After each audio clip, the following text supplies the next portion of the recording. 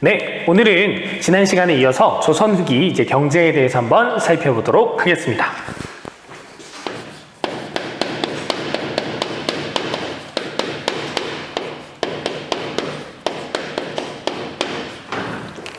조선 후기 경제에 어떤 모습들이 나타났는지를 여러분들이 그걸 기억하면 될 것 같은데요.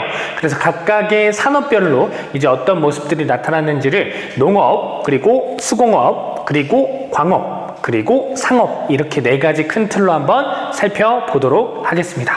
그래서 조선에서 가장 중요한 산업이었던 농업 먼저 살펴보도록 할게요. 자, 농업에 있어서 어떤 변화가 나타나냐면 이제 새로운 농법이 조금 확산되게 됩니다. 어떤 농법이냐면 바로 모내기법이에요.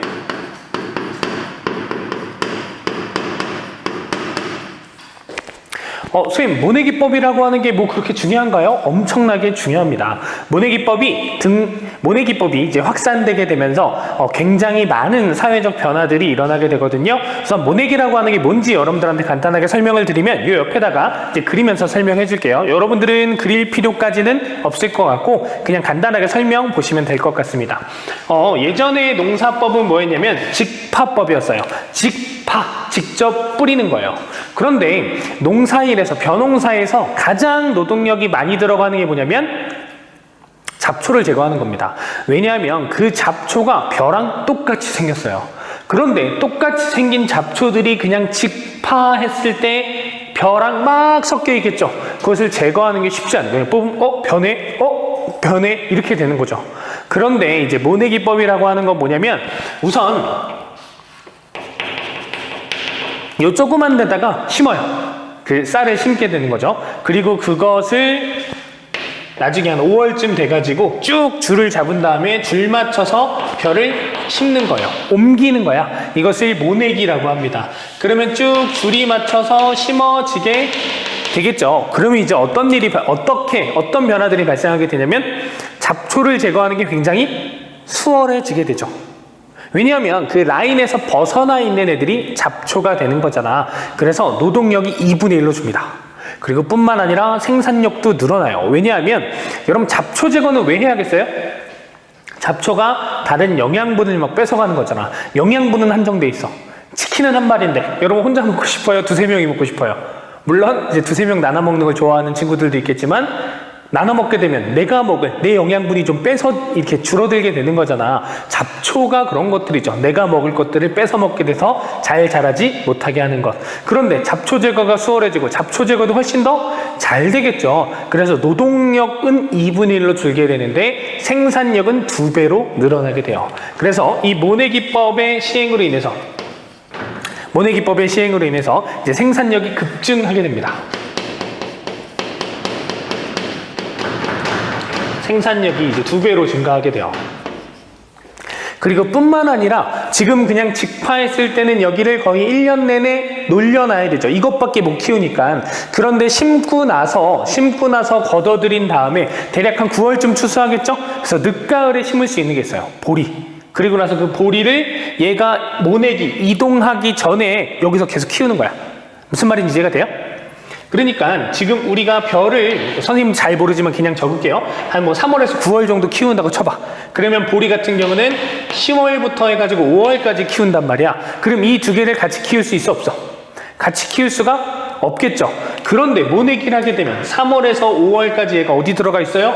요 안에 들어가 있으니까 그래서 이모작이라고 하는 것도 가능해지게 되는 거죠. 무슨 말인지 알겠나요? 그러면서 이제 생산력 증가 효과가 굉장히 크게 나타나게 되는 거고, 그리고 노동력이 감소했으니까 나 혼자서 더 넓은 땅도 가능해 되겠죠. 경작하는 것이. 그걸 뭐라고 하냐면 광작이라고 해요. 그래서 이런 것들이 가능해지게 되면서 모내기법으로 인해서 굉장히 많은 변화들이 나타나게 됩니다. 어떤 변화들이 나타나냐면 농민층이 분화해요.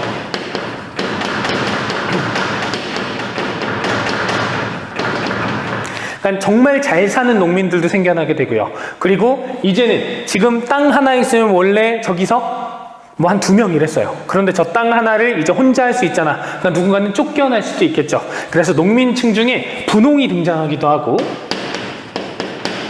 그리고 땅에서 쫓겨나면 그냥 하루하루 임금 받으면서 먹고 사는 그런 애들로 변한 애들도 있겠죠. 그래서 임노동자라든가 이런 식으로 다양한 농민층 분화가 나타나게 됩니다.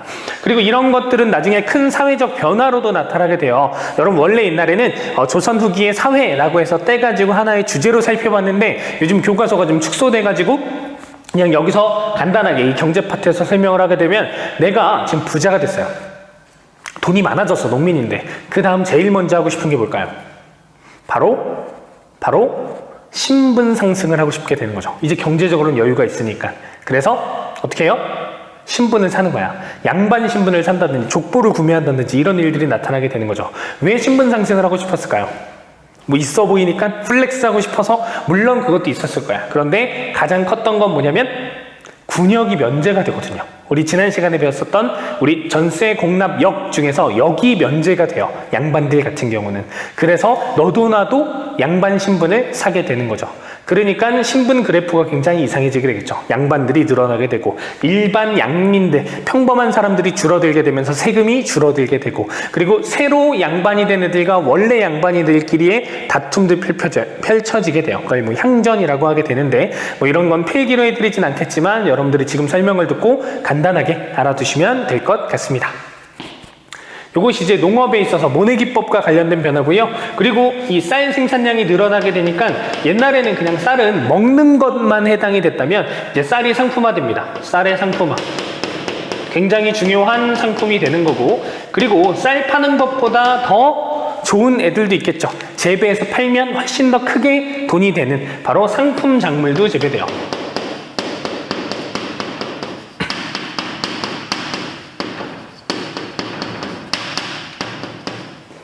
상품 작물은 어떤 거 있을까요? 미안합니다. 상품 작물 뭐가 있을까? 담배라든가 인삼이라든가 뭐 이런 것들이 이제 대표적인 상품 작물이라고 할 수 있겠죠. 여러분 그래서 우리나라도 이 담배랑 인삼은 돈이 되니까 국가가 관리하잖아. 한국담배인삼공사. 선생님 담배 인삼이 뭐 담배랑 인삼이 같은 건가요? 뿌리가 인삼이고 뭐 잎은 뭐 담배인가요? 실제로 저한테 그렇게 질문한 친구가 있었어요. 왜냐면 한국담배인삼공사 이렇게 같이 있으니까 뭐 같은 작물인가? 이렇게 생각하는 친구도 있었나 봐요. 근데 그런 거 아니죠. 담배 따로 인삼 따로인데 돈이 되니까 국가가 그것을 한 번에 관리하게 되는 거죠. 그것도 밭에서 나는 작물이니까 같이 관리를 시키게 되는 거예요. 어쨌든 그래서 조선 후기에 지금과 비슷하죠. 담배와 인삼이 상품 작물로 재배가 늘어나는 그런 모습도 나타나게 된다라는 것. 이것까지가 이제 조선 후기 경제에 있어서 농업 파트입니다. 자, 이제 뭘 살펴볼까요? 아까도 이야기했듯이 수공업을 한번 살펴보도록 할게요.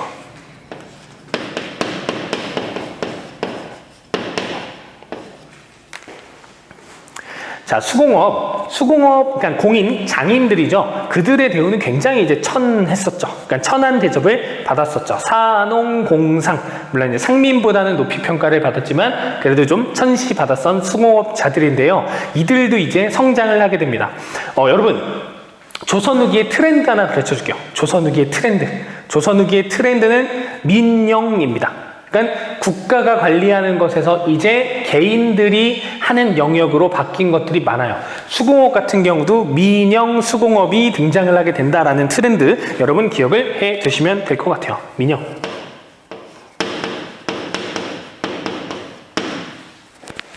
민영의 반대말은 관영, 국가가 운영하는 거. 민영은 개인이 운영하는 거. 이렇게 생각을 하면 됩니다. 그런데 수공업자들이 그냥 자기네들이 이렇게 조그만 소규모 작업장 이런 것들을 운영하면서 물건 만들고 숟가락 만들고 젓가락 만들고 이러고 있었겠죠. 그런데 조선 후기에 큰 변화가 나타나게 돼요. 우리 지난 시간에 공납이 어떻게 변했죠? 공납이라고 하는 세금이 특산물 내는 거였다가 뭘로 변했어? 바로 대동법으로 변했죠. 그래서 이제 국가에 필요한 물건을 누가 사다 주는 거예요? 공인이 사다 준다 그랬잖아. 그래서 공인이 돈 이런 거 잔뜩 이렇게 가지고 이제 가는 거예요. 숟가락 젓가락 만드는, 우리나라에서 숟가락 젓가락 제일 잘 만드는 이제 수공업자를 찾아간 거야. 그래서 이제 얘기합니다. 아니, 지금 숟가락 젓가락이 필요하니 한번 대량으로 만들어 보도록 하여라. 그랬더니 이제 수공업자들 뭐 몇 개면 돼요? 뭐 100개? 몇 개면 됩니까? 그랬더니 공인이 얘기하는 거죠. 아니 2만 개 이렇게 얘기하는 거죠. 왜냐하면 국가에서 쓰는 거다 보니까 어마어마하게 많이 필요한 거야. 그러니까 지금 저희 작업장에서는 100개 정도밖에 생산이 안 돼요. 10,000개 이렇게 생산이 안 됩니다. 걱정하지 말게. 내가 먼저 대금을 치를 테니 이 대금으로 사람도 고용하고 작업장도 늘리고 재료도 사서 그렇게 만들도록 하시오 라고 시키게 되는 겁니다. 아까 그래서 먼저 무엇을 치렀다고요? 먼저 대금을 치렀다고요. 그 수공업을 뭐라고 하냐면 선대제 수공업이라고 합니다.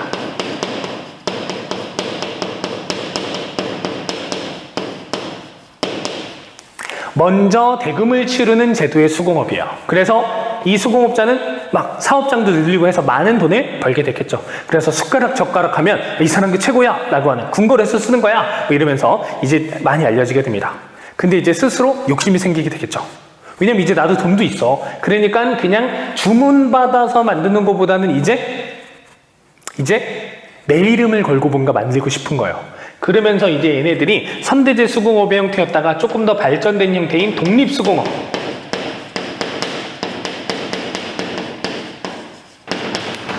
뭐 이런 것들을 하게 되기도 합니다. 독립수공업은 내 이름 걸고 만드는 거. 그러니까 만약에 그 장인이 호돌이라고 생각을 해봐요. 호돌이가 숟가락 젓가락 맨날 만들고 이러다가 사실 꿈이 있었어. 자기 이름을 건 요강 이름을 만들고 싶을 거야. 뭐 이름 호강 이런 식으로 해가지고. 그래서 이제 돈이 생기니까 내 이름을 건 브랜드를 런칭하는 거죠. 이제 호강 그러면서 요강을 만들어 팔아서 이제 독립수공업, 내가 만들고 싶은 걸 내가 만드는 이런 모습으로 발전하게 되었다라는 겁니다. 자, 그리고 이제 광업 살펴볼 건데요. 광업이라고 하는 것은 사실 조선 전기, 중기까지도 금지됩니다. 그러다가 잠체, 몰래 캐가지고 팔고 이런 것들이 생기게 되니까 국가에서 관리도 힘들고 야 그러지 말고 그냥 니네 해, 광산 이거 운영해 대신 세금 잘 내 라고 하면서 이제 민영 광업 형태가 나타나게 되는데요. 이 민영 광업을 함에 있어서 중요한 존재가 하나 있어요. 여기 한 칸 비우고 옆에 쓰는 거예요. 그러니까 조금 이따 쓰면 될 것 같아요. 어떤 존재냐면 덕대입니다. 덕대. 여러분 딱 덕대라고 하는 걸 보면 승호쌤을 딱 떠올립니다. 승호쌤. 덕대, 떡대, 이렇게. 여러분 덕대는 힘을 잘 쓰는 사람인 것 같아요? 머리를 잘 쓰는 사람인 것 같아요? 힘을 잘 쓰는, 아니요. 머리가 좋은 사람이에요. 리더십 있고 카리스마 있고 내가 비록 돈은 별로 없지만 리더십, 카리스마 이런 것들을 바탕으로 그런 사회나 이런 것들에 대한 판단도 굉장히 빠르고 그리고 추진력 있고 그런 사람입니다. 저를 보면 딱 그런 느낌이 들죠? 덕대예요. 덕대가 어떻게 하냐면 돈은 없다 그랬잖아요. 근데 딱 보니까 이게 돈이 될 것 같은 거야. 그래서 돈 많은 사람을 찾아갑니다. 그래서 광산 운영권에 그 사람 돈을 이용해서 사요. 그리고 그 사람 돈을 이용해가지고 여러 개 사업 투자를 받는 거죠. 그래서 그런 사람을 뭐라고 하냐면 물주라고 해요. 물주. 그래서 물주를 찾아오고요. 그리고 이 물주의 돈을 바탕으로 해서 중간관리자인 혈주도 고용하고요. 그리고 임노동자를 그 아래 고용하는 거죠. 물주가 있고. 그래서 덕대라고 하는 건 이 광산을 운영하는 사람이죠. 요즘 표현대로 말하면 뭘까요? 요즘 표현대로 말하면 CEO 있잖아요. CEO. 그러니까 여러분 지금 우리가 조선시대라고 하면 뭔가 굉장히 뒤처져 있는 것 같은 느낌인데 지금 이 시스템 뭐예요? 요즘 회사가 이렇잖아요. 요즘 회사가. 여러분 요즘 회사를 막 경영하는 사람 보면 이게 회사 전체 다 갖고 있는 사람이에요? 그런 거 아니잖아. 요즘 주식회사잖아요. 주주들이 있어. 주주가 있고요. 주주가 진짜 회사 주인이잖아. 그리고 나서 여러분들이 알고 있는 뭐 회장이야 뭐 이렇게 부르는 그런 요즘 회장 이름 표현 잘 안 쓰죠. CEO들이 바로 덕대가 되는 거예요. 그래서 중간관리자와 노동자들을 바탕으로 해서 회사를 운영하는 시스템, 요즘과 같은 그런 시스템이 조선시대에 이미 있었다라고 하는 것을 보여주는 게 이 민영 광업과 관련되어 있는 부분입니다.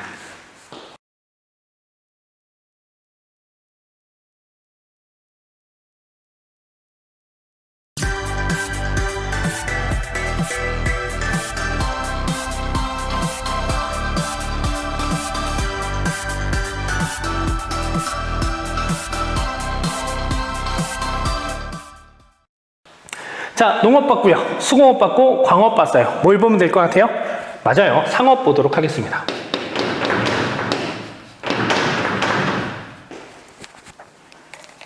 자, 조선 후기 상업이 굉장히 많이 발전하게 되는데 그 발전된 모습에 대해서 우리는 지난 시간에도 조금 배웠습니다. 뭐의 등장? 대동법으로 인해서 공인이 등장하고요. 공인의 등장으로 인해서 무엇이 발전하게 되었다? 상품과 무엇을 교환하는? 화폐와 상품을 교환하는 상품 화폐 경제가 발달하게 되었다라 그랬죠. 그러면서 이제 조선 후기 상업이 발전하게 됩니다. 상업이 이제 발전하게 돼요. 그래서 어떤 모습들이 나타나는지를 조금 살펴보면 상업이 발달하려면 뭐가 발달해야 될까요? 질문이 조금 약간 구리긴 하지만 장식 거꾸로 하면 뭐예요? 시장이죠. 시장들도 곳곳에 많이 생기게 되고 포구나 이런 데들도 활성화가 되고요. 그리고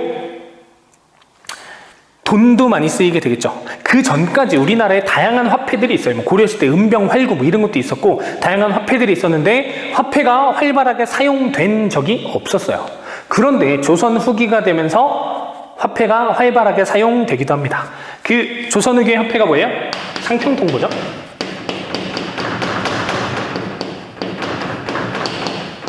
그래서 상평통보도 활발하게 사용된다라는 건데요.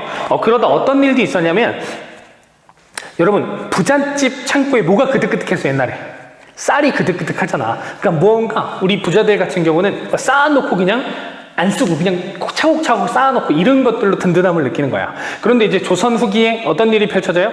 조선 후기에 무엇이 활발하게 사용돼요? 화폐가 활발하게 사용돼요. 이제 부잣집 창고에 뭐가 그득그득해야 돼? 쌀이 그득그득한 게 아니라 상평통보가 그득그득한 거야. 그러면 화폐 유통량이 늘어나는 거예요? 줄어드는 거예요? 갑자기 어려워졌어요? 화폐 유통량이 줄어들게 되죠. 물가가 어떻게 될까요? 물가가 내려갑니다. 여러분 보통 물가는 우리는 그냥 무의식적으로 얘기하죠. 물가는 올라가요. 물가는 올라가요. 물가는 뒤에 붙는 말은 무조건 올라가요 라고 하게 되는데 그렇지 않아요. 왜냐하면 지금 화폐 가치가 올라가잖아. 시중에 화폐량이 별로 없잖아요. 그러니까 화폐 가치가 올라가고 그 화폐로 살 수 있는 것들이 더 많아지게 될지 올라간 거니까 그러니까 물가가 내려가게 되는 그런 전황이라고 하는 현상도 이제 조선 후기에 나타나게 되었다라는 것도 그냥 참고로 봐두시면 될 것 같습니다. 자, 그리고 이제 상업에 종사하는 사람들이 상인이죠. 그래서 여러 상인들이 발달하게 돼요. 이전부터 장사를 하고 있었던 서울에서 장사하고 있었던 점포를 갖고 있었던 애들이 시전 상인인데 그 시전 상인들도 많이 성장하게 되고요. 노점상, 난전이라고 하거든요. 그런 난전을 꾸리는 상인들도 많아지게 되고 영세 규모 상인들도 많아지게 돼요. 그리고 어떤 상인도 등장을 하게 되냐면 도고라고 하는 상인도 등장을 하게 됩니다. 도고는 뭐냐면 여러분 혹시 허생전이라는 소설 읽어봤어요? 허생전. 허생전에 보면 허생이 돈을 어마어마하게 많이 벌죠. 어떻게 벌어요? 전국에 과일이 다 모이는 충주 지역인가요? 그쪽에 가가지고 어떻게? 과일을 싹 사들이잖아. 그럼 사람들이 바보라 그러죠. 야, 그거 금방 썩는 과일을 사다니 쟤는 참 바보구나 라고 했는데 전국에 과일이 똑 떨어지게 된 거죠. 그러니까 그것을 쫙 싸들고 있다가 허생이 비싼 가격에 팔아버리면서 막대한 이득을 취하게 되고 그리고 제주도 가서 말총 이런 것도 잔뜩 사다가 그러니까 막 양반들, 갓, 관 이런 걸 만드는 데 필요하잖아. 그래서 그 가격이 또 엄청나게 폭등시킨 다음에 그걸 팔게 되는 그런 게 돈을 벌게 되죠. 요즘은 그러면 불법이죠. 요즘 불법입니다. 그러면 안 되는 그런 행동이긴 한데 어쨌든 그런 행동으로 돈을 버는 사람들이 실제로 있었던 거예요. 실제 있었기 때문에 그걸 바탕으로 소설을 쓰게 된 겁니다. 그런 상인을 도고라고 하는데 도고가 뭐야? 라고 이야기했을 때 여러분들이 이 허생이란 소설을 혹시 보셨나요? 허생이 돈을 어떻게 벌었냐면 이렇게 얘기하면 너무 길잖아요. 그래서 그것을 좀 짧게 이야기하면 독점적 도매 상인입니다.